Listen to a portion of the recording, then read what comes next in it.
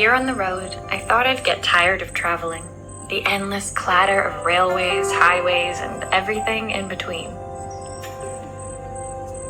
But as my train pulled into the station at Riva, I felt every bit as excited as the first day of my journey. A whole year. It felt like a lifetime. The places I'd seen, the people I'd met, of course, the forgotten treasures I'd given a new lease of life along the way. I'm a restorer by trade. Bringing our most beloved possessions back to life is what I love to do. I'd been traveling for months, working my way from one town to the next, fixing everything from family heirlooms to VCRs. Riva was my chance to take a break. Unfortunately, that would have to wait until after I'd unpacked.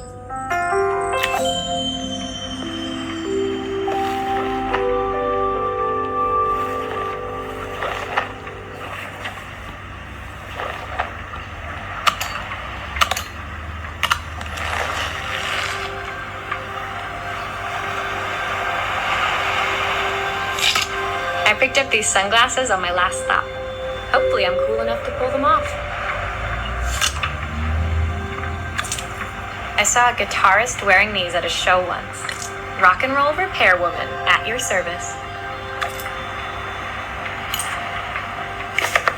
My passport. Not many blank pages left now.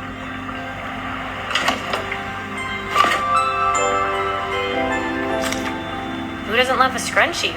Practical and stylish. My favorite overalls. These will never go out of style.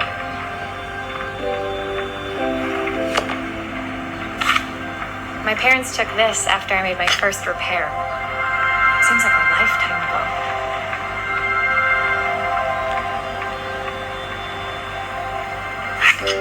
ago. Looking forward to taking more close-ups of my fingers with this. I'll hand these out once I'm settled in. Fingers crossed they get me some work.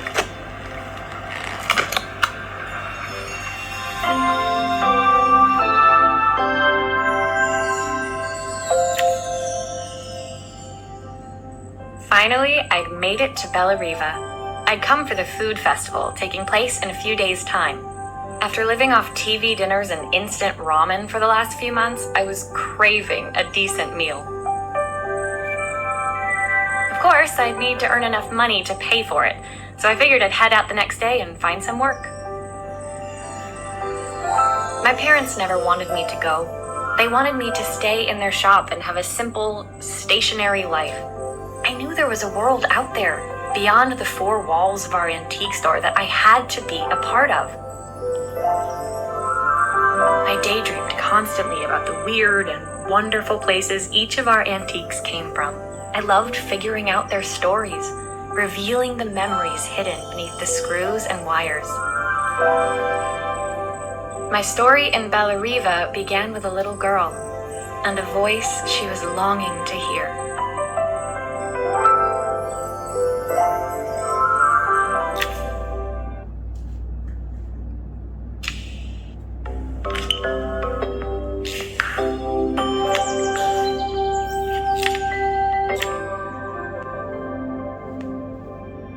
It was my first morning in Riva, and I couldn't wait to leave my hotel and explore. It was a quiet town, its streets and alleyways basking peacefully in the hot morning sun. In the main square, meanwhile, preparations were underway for the festival in a few days' time. As I handed out my flyers, I wondered what the people of Riva would need me to fix. So far, everything here seemed perfect.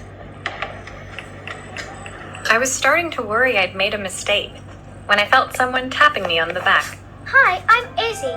Do you know how to fix things?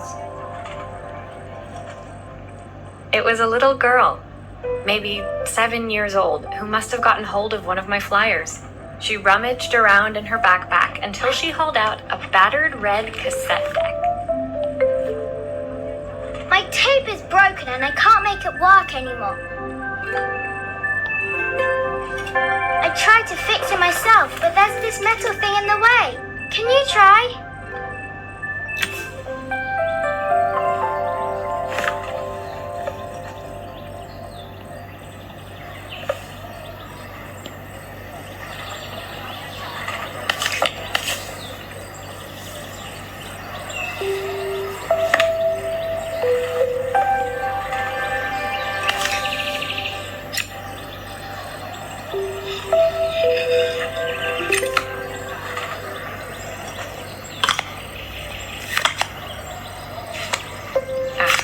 Those batteries look like they need replacing.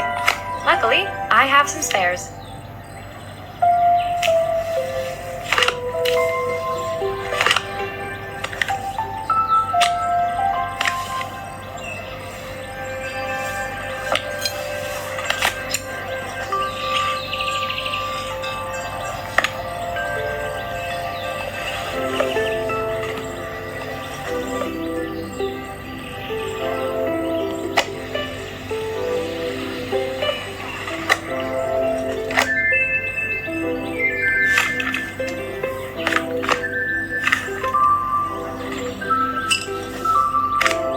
Why did you do that?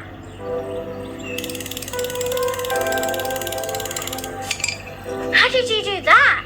I didn't see.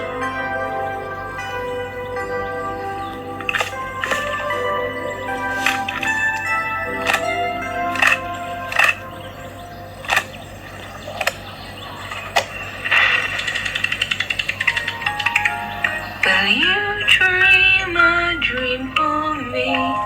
If I sit by your side and hold you so tight, know that When it finished, Izzy picked up the tape deck and tucked it carefully into her backpack. Thanks, Maria. You're the best person at fixing things ever. No problem. Who was that singing? They're very good. It's my mum. She's not here anymore. Izzy trailed off. It was the kind of silence a cassette tape would never be enough to fill. When Izzy's friends called for her, she dug deep into her pockets, looking for something to pay me with. Eventually, she produced a grand total of a stick of gum, 3 mismatched buttons, and a yo-yo. I usually preferred a check, but Izzy looked so serious, I wrote out a full receipt. She seemed like a happy kid, but beneath it all, part of her life had been shattered. A part I wouldn't be able to fix.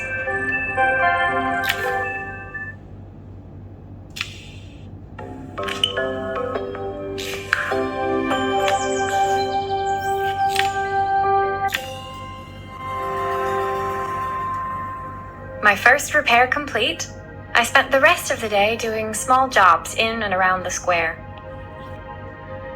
I was exhausted when I got back to my hotel and found a message asking me to make one more visit. The address led me to a quaint little house, a stone's throw from the beach. Bathed in the evening light, it looked beautiful, in spite of its flaking paintwork and chipped tiles.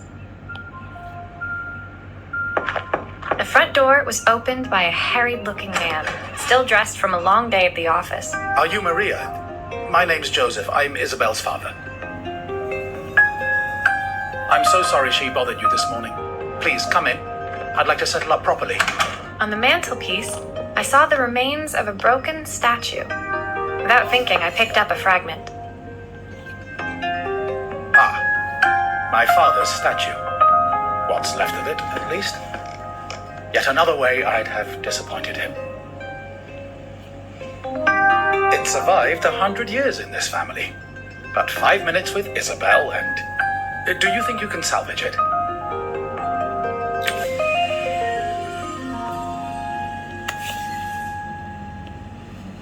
Will you be able to see the glue afterwards? I don't want people seeing the cracks.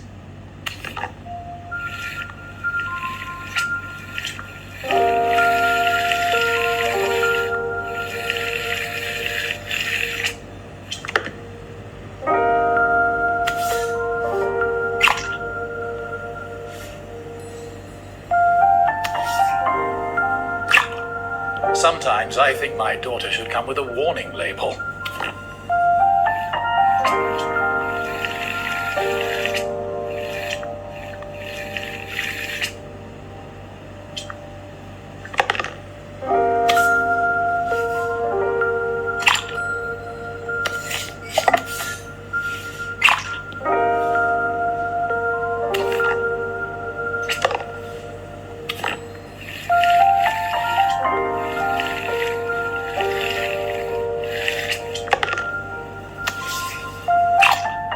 Is this glue really strong enough to hold everything together?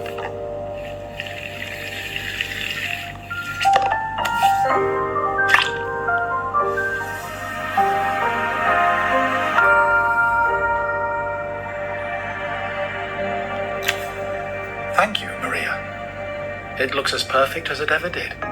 My father wanted me to make something of myself. He didn't have time for anything less.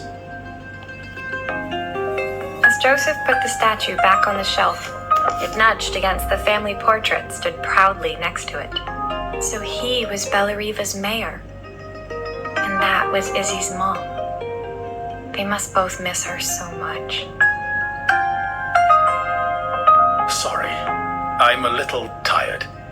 I've been working late getting things sorted for the festival. There's only a few days to go. Looks like I'll be working late. Again. When I told my parents I wanted to leave, they always found an excuse to be busy, to avoid talking about it. I guess keeping themselves occupied was their way of pretending it wasn't happening. Joseph's work must have been taking up so much of his time. But maybe that was what he wanted. I just hoped he was finding enough time for Izzy, too.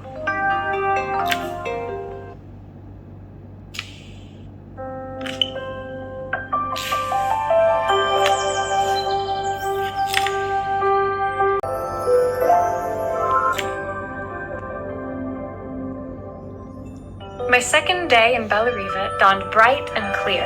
Another beautiful sunny morning. Walking into town, I passed cafes overflowing with customers cradling their morning coffees. I stopped, breathing in the smell of roasted coffee beans and freshly baked pastries.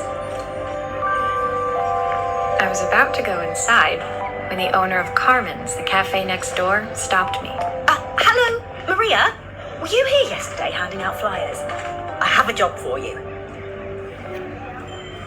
Her place was petite, tucked between its competitors as if hoping they wouldn't notice. Judging by the empty tables inside, though, her potential customers hadn't noticed it either. It's a bit slow today, but we're just getting started. I'm sure it'll pick up soon. As Carmen chatted, she walked over to the counter and returned with an old rotary phone. At least I've got plenty of time to practice my recipe for the festival. It's a new special I've been working on. I was hoping to call my sister for some, seasoning tips, but it won't connect. Can you see if you can figure out what's wrong?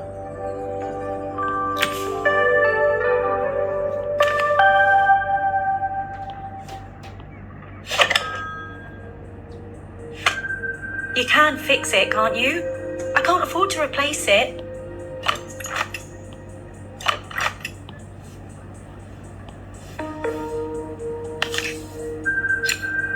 Obviously, we'd normally be much busier than this.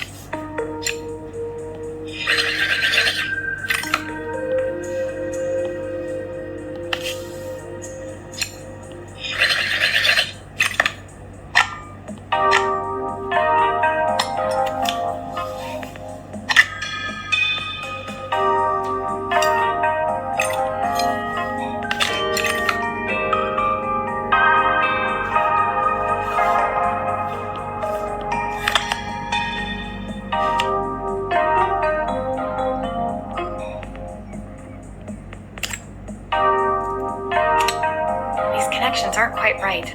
I should check the wiring.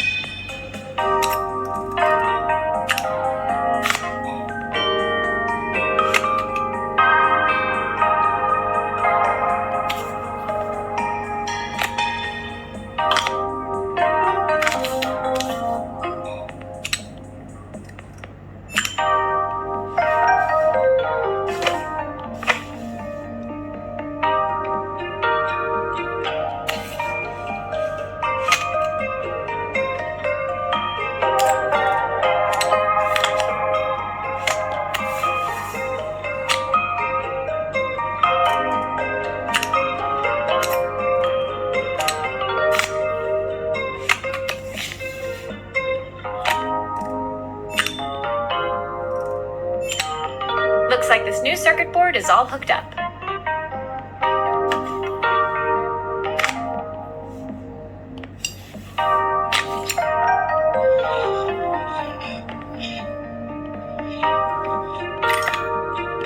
Still a few parts missing.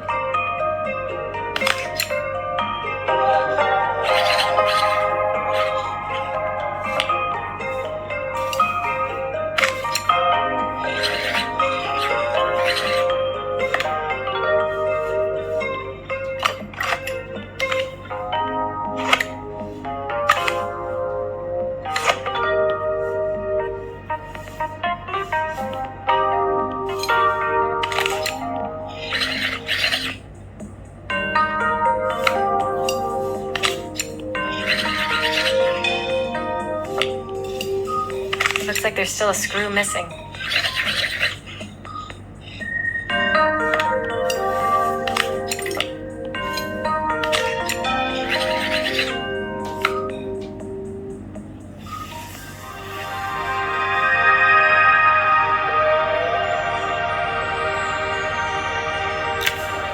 When I handed the phone back to Carmen, she seemed almost reluctant to take it from me. So it's all working now, is it? I don't have to leave it to dry or let it cool down? Nope, it's ready to go. It'll be ringing off the hook in no time. That's if I can pay my phone bill anyway. And the rent and the suppliers. Anyway, take a seat and I'll be right with you. Your coffee's on the house. I sat at one of the empty tables, while at the counter, Carmen had started dialing the phone. Hello? How's my favourite sister doing today? As she talked, Carmen became more and more tense. This didn't seem like a call for some cooking advice. I know I still owe you from last time, but I can't afford to take part in the festival if I don't pay. I could almost feel the eye roll at the other end of the line. You don't need to be here though. Can't you just put the check in the post? When the call ended, Carmen brought me my coffee, her hands trembling. Sorry about that. My sister's decided to fly in for a visit. Oh God, I have to get ready. Actually, I might have another job for you. Can you come by tomorrow?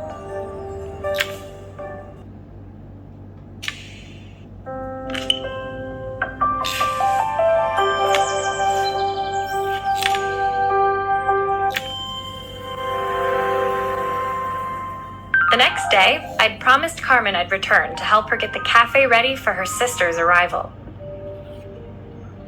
I was about to set out when I received an unexpected call from my hotel's reception desk. Apparently, another guest had asked for me by name. Curious, I took the creaking elevator up to the top floor and made my way to the room number they'd given. I knocked. Are you here about the camera? It's about time. The woman in front of me was immaculate. Not a hair out of place or a crease to be seen. My sister tells me you know how to fix things. I'd usually go to an expert, of course, but in this town... So this was Carmen's sister? The two of them couldn't have been more different. Inside her room, I saw a beautiful reflex camera, any professional photographer's dream. The viewfinder is completely dark. I can't see anything through it at all. I assume you can figure out what's wrong.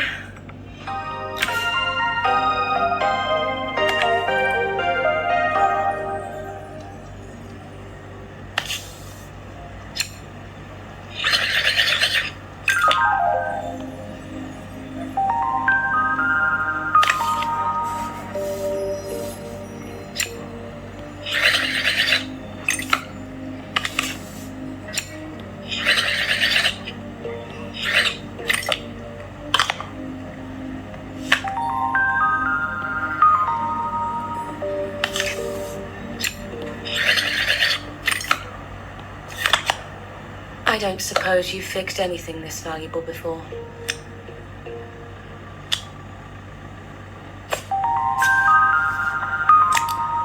If I use the screwdriver, I could adjust the angle of the mirror.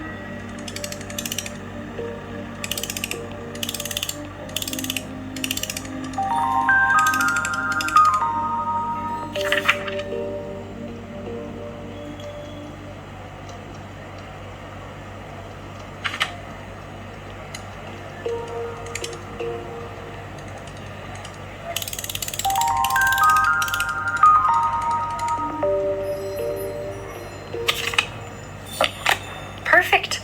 Now the viewfinder should be working.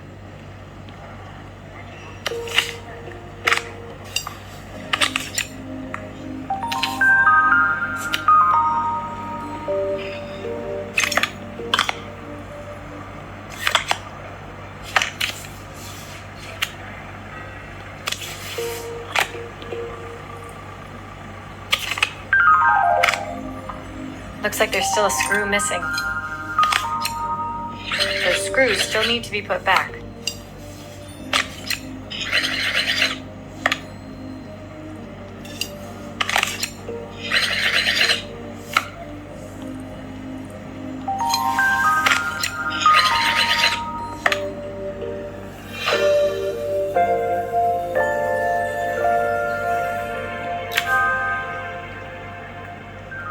I felt a pang of envy as I handed the camera to Helena. I put my disposable to shame. I picked it up on my first trip to Paris. It's a 1958 limited edition, the first of its kind. It cost me 3 months' salary, but it was worth it. I had no idea what 3 months' salary meant to Helena, but I was pretty sure it was more than I could afford. It was strange, really, that we were even staying in the same hotel. I'd picked this place because it was cheap and cheerful, but surely she could afford somewhere better.